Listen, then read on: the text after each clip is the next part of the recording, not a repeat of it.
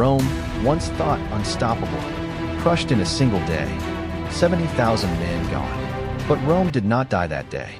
It was reborn. In the Grand Senate Hall of Rome, voices thundered. Reports had arrived that Hannibal was deep inside Italy, destroying everything in his path. Marcus Varro slammed his fist on the marble table. "We are Rome. No foreigner humiliates us on our soil," he shouted. His pride filled the hall, earning loud approval from other senators. Lucius Paulus, calm but firm, warned, "Hannibal is no fool. He has defeated every Roman army sent against him. Pride will not save us, wisdom will." But no one listened. Rome's pride was boiling. Meanwhile, across the Apennines, Hannibal's camp buzzed with calm precision. Soldiers from Africa, Spain, and Gaul prepared silently.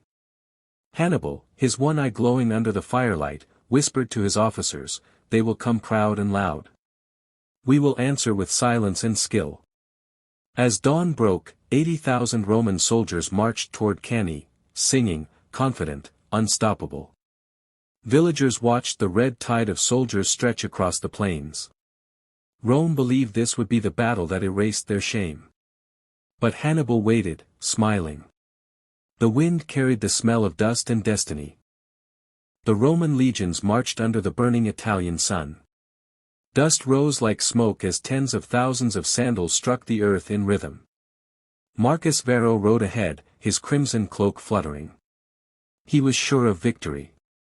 Gaius, marching in the ranks, whispered to his friend, "They say Hannibal fights like a ghost.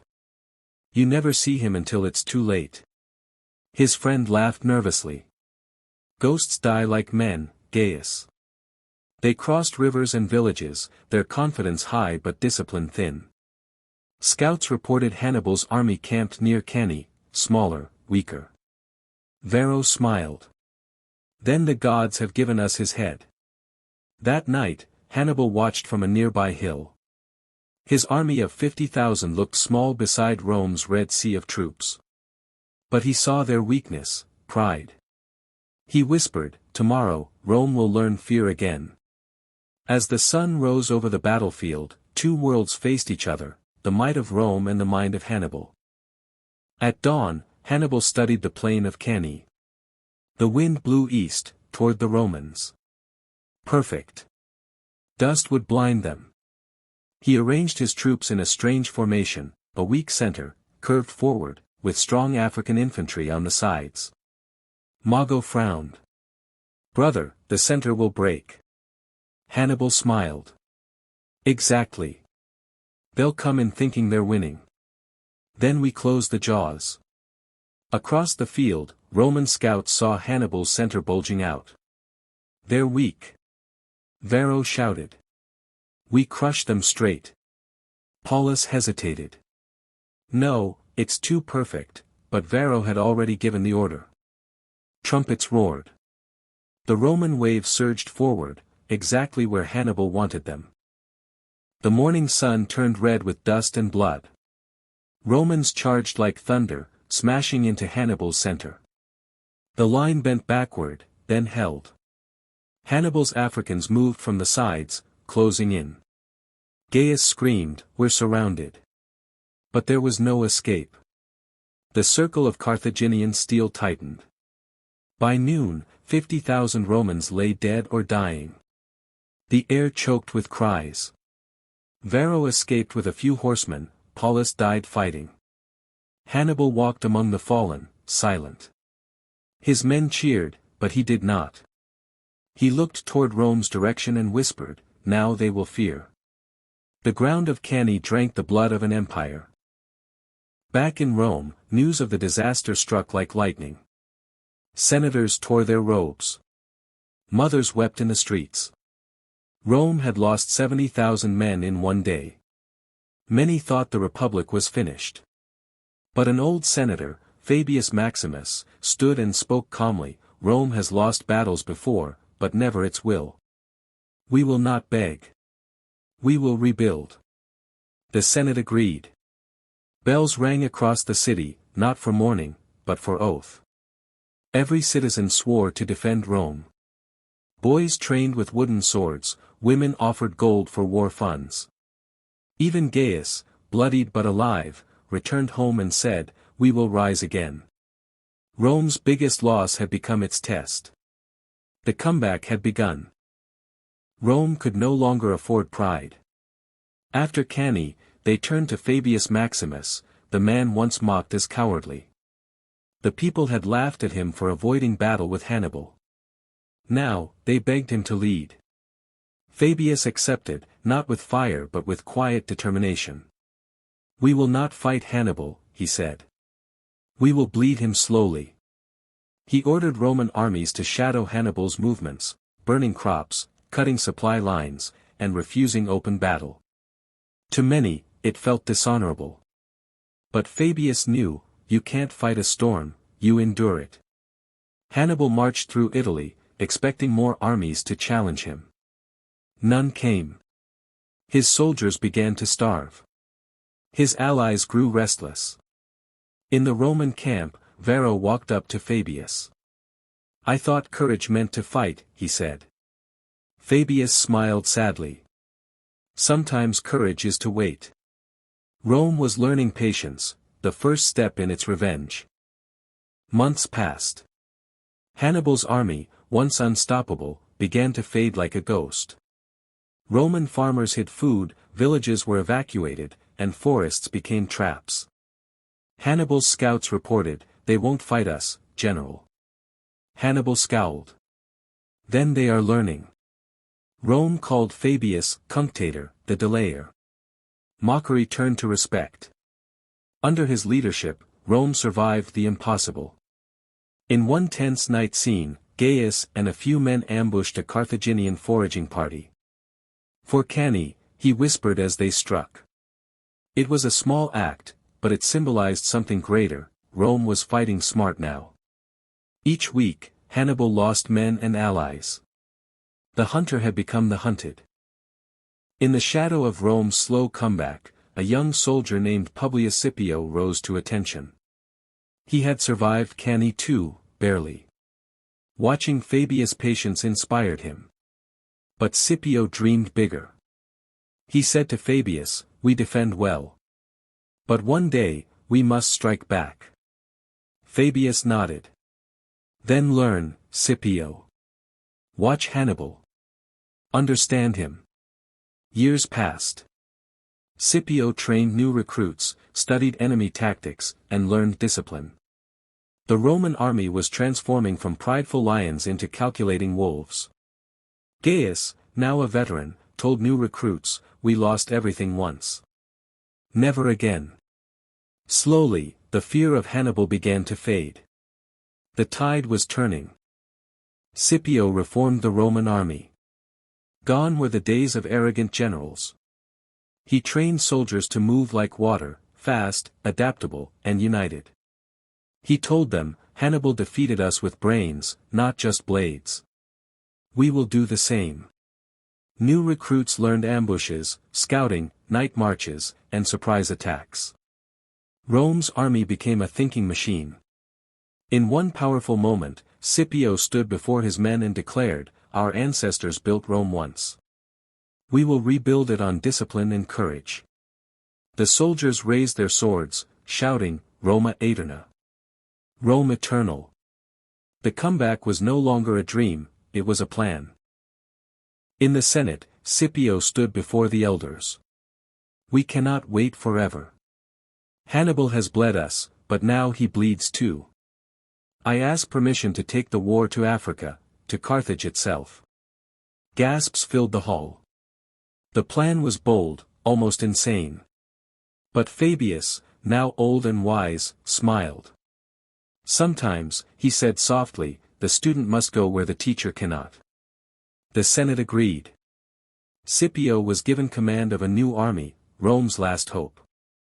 Before departing, he addressed his men, "We fight not for revenge, but for the right to stand tall again." Gaius, standing among the ranks, whispered, "For Cannae. For Rome." The ship set sail, toward destiny. The sea was dark and endless as Roman ships cut through the waves toward Africa. Drums beat slowly. Each man aboard knew this mission was different, they were bringing war to Hannibal's homeland. Scipio stood on deck, wind in his hair, eyes fixed on the horizon. Gaius asked, "General, do you ever fear him?" Scipio smiled. "Fear? No. Respect, always." As dawn broke, the coastline of Carthage appeared like a mirage. The Romans had crossed the sea that once protected their enemy. Villagers fled. Carthaginian scouts raced to deliver one message: the Romans are here.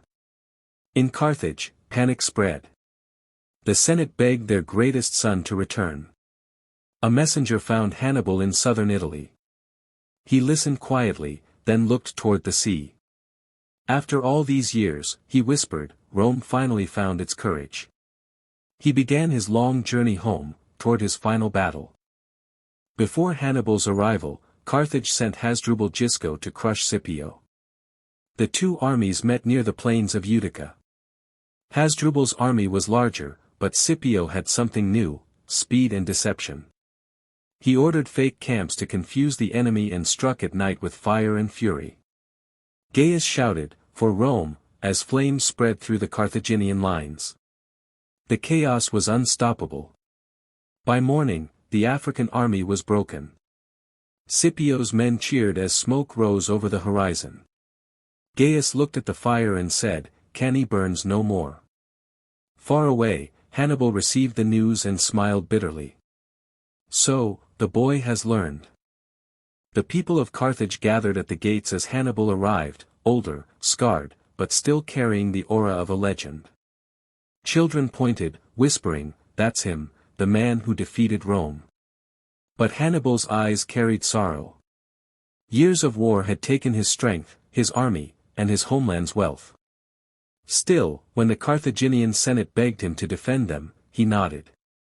"I will face Scipio, one last time." In his tent that night, Hannibal studied maps of Zama, where the final battle would be fought.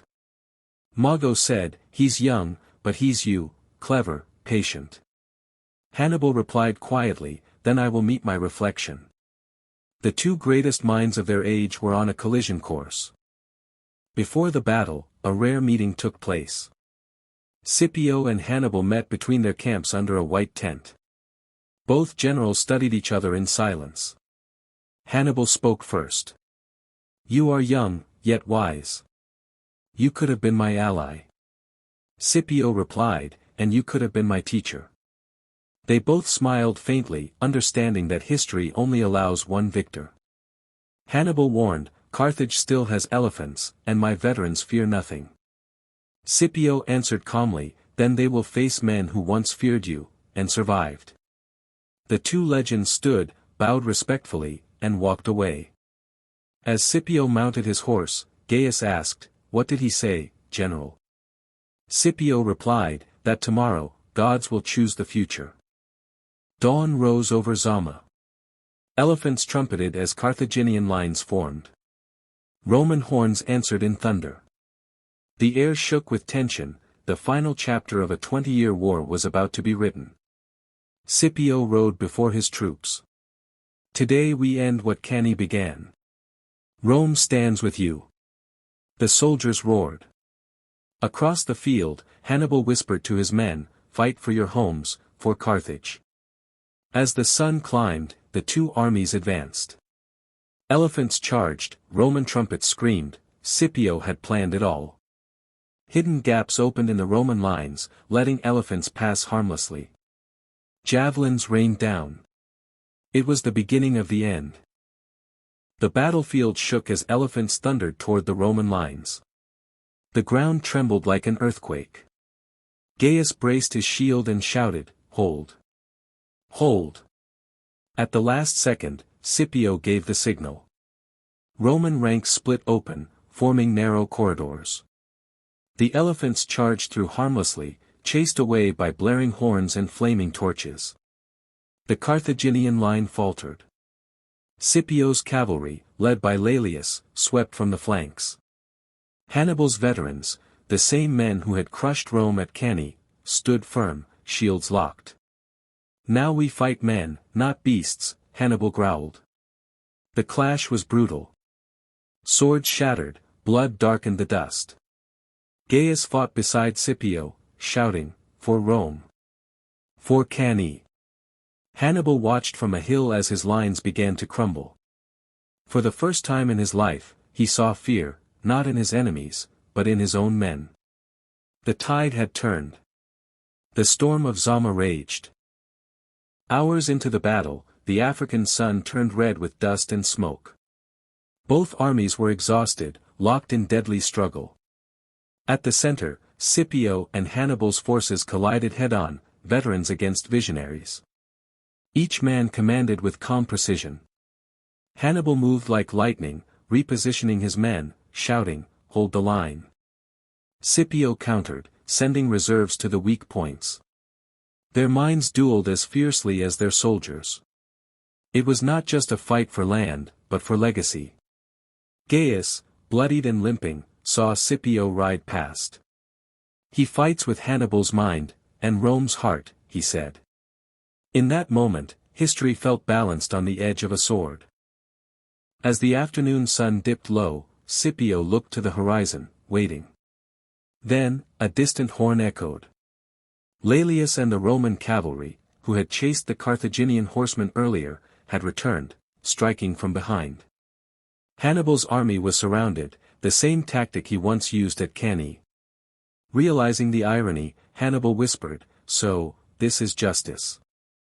The Roman trap closed. Carthaginian formations shattered. Gaius and his comrades pushed forward, shouting, "For Rome! For the fallen!" When the dust cleared, the field was silent.